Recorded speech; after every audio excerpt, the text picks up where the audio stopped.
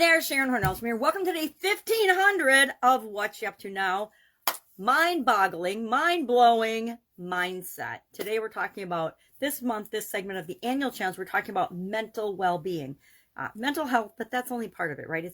Today we talked about mindset on not on Supersize Your Business as part of the challenge. We talked about mindset. We talked about the 7 mindsets that if you adopt, they'll have a huge positive impact on your life. We talked about the 3 different kinds of mindset: abundance, growth, and positive. Now, of course, then the opposite of those are scarcity, negative, and stuck, stagnant, non-growth, right? What's the opposite of growth? Death, I guess. Mindset. And then we talked about, for Supersize Your Business, mind-blowing and mind-boggling, where they come from. Both are from the 1900s. Mind-boggling, the beginning of the 1900s. Mind-blowing from the 1960s, and the drug use of LSD and psychedelics and different drugs. So glad I didn't ever participate in any of that. So we talked about how that ties into growing and building our business. How do you surprise and delight and help your customers get the transformation they want, yet present that clearly, not in a confusing or overwhelming way? And that mind-boggling and mind-blowing can both be kind of used as either positives or negatives, depending on the context that they're being used in. And of course, we want to boggle the minds in a confusing way of our competitors. And sometimes we want to muddy the waters of our customers' experience with past competitors, and sometimes we want clarity on that. It depends. From a marketing standpoint, there's lots of marketing strategies and techniques and hacks and things that people use on other people. And I don't like them. Personally, I don't like them. I'm like, be who you are. Tell people what you can really do for them. Only work with the people that you're here to work with.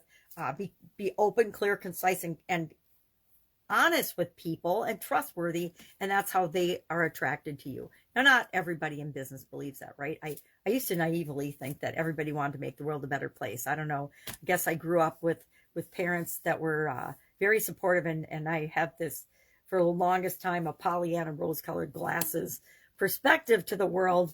But then I spent a couple of decades, just about a quarter of a century in corporate America and in the education system, and all that got beaten out of me. And the rose-colored glasses were taken off, and I had a much more realistic view of what really goes on in the world of business, my world, etc. And some of it is wonderful and awesome, and some of it is like the underbelly of a pig. It's not so pretty. It's been being dragged through the mud. So mind-blowing, mind-boggling. I've definitely said and used both of those terms before, and interchangeably in a positive or a negative way. But mindset is a much more fun topic to me. And it's an area that, we could spend. I have friends that are absolute experts in mindset, and they coach and develop and train. And that's all they do, is focus on that one area and aspect of people's life. How do you create the mindset that you want in order to create the life that you want? And so in the challenge today, I shared 10 steps to do that, 10 different ways you can influence and change your mindset, as well as those 7 mindsets that we want to adopt. And I took a little survey of myself and realized that out of the 7, 3 I'm pretty good at, I'm pretty solid in. The other 4, I need to continually improve and work on. So throughout the rest of this year, I guarantee I will be focusing in on creating and improving those 4 areas of mindset for myself.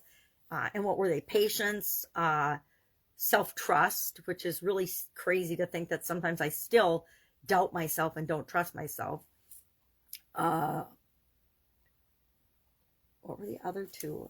I need to make this. They were, I got courageous, I feel pretty confident about. Focus was the other one. And positive, I feel pretty confident about. Learning, I feel confident about. So those are self-trust mindset, goal-setting mindset, patient mindset, courageous mindset, focused mindset, positive mindset, and learning mindset. You might want to ask yourself, where do I fall on the spectrum of each of those with respect to my own life? How do I feel about learning? Do I believe that I should always be learning, always be growing, always be reading? I'm doing an annual challenge to do one thing every day that improves us. So I obviously believe that one. But when it comes to patience, I catch myself being impatient every single day still. So that might be something that I can work on moving forward. So ask yourself, what are those 7? Where are you at? I mean, are you doing great in all of them? Awesome. Then you're creating the life you want.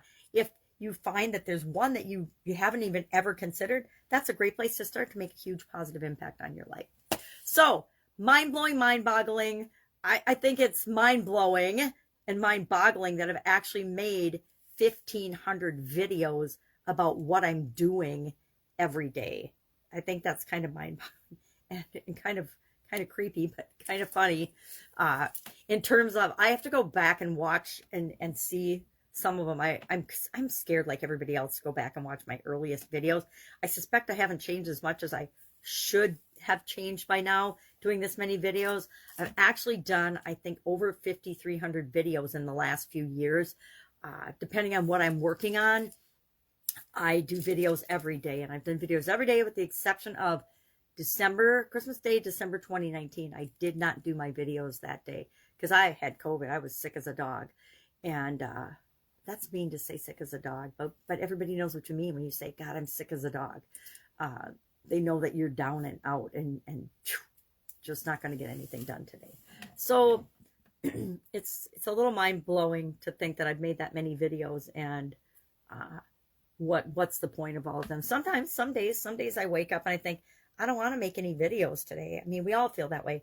Some days we wake up in our lives and our businesses and we're like, I don't want to do anything today. I just want to float today and just be and exist. Other days, we wake up with a passion and a drive to do something or create something or move something forward in our life.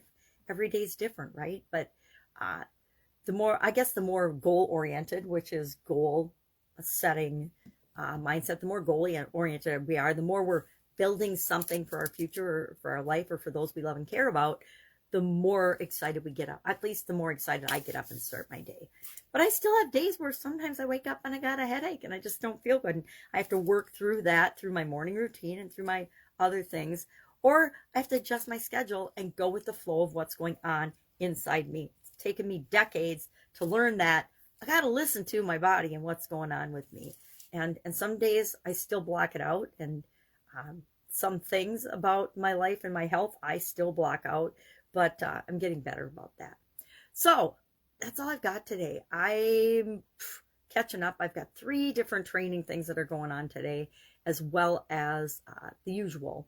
So if you've got any questions, if you're struggling with anything, hit me up and ask. Again, Voxer or just direct message me. And I guarantee no matter what you're looking at, what you're facing, what you're doing, we can get you moving forward with the next thing you need to do right now. Not the 20 million things or the 500 things or the 18,000 things you need to do to make your $1 billion or your $1 million. But what do you do right? What do you need to do next right now? Because once we take that first step, the other steps start to appear. It's crazy. And a lot of people don't believe that. But my experience has been that as soon as I take an action toward what I want, everything opens up. The doors open, the world opens. I find the things I need. And that's why I laugh when I think that I don't trust myself sometimes. And the reason I say that I need to work on self-trust mindset is because in the past, I've made decisions and choices that weren't in my best interest, right? And I need to let those go. I learned from them. I definitely learned from them. And I make better choices and better decisions and things now. But I still, every once in a while, will catch myself remembering or beating myself up for that. And usually it's just an intuitive nudge that reminds me to get more information, dig deeper, find out more, try a different approach, etc. All right, have an awesome day. I'll be with you tomorrow.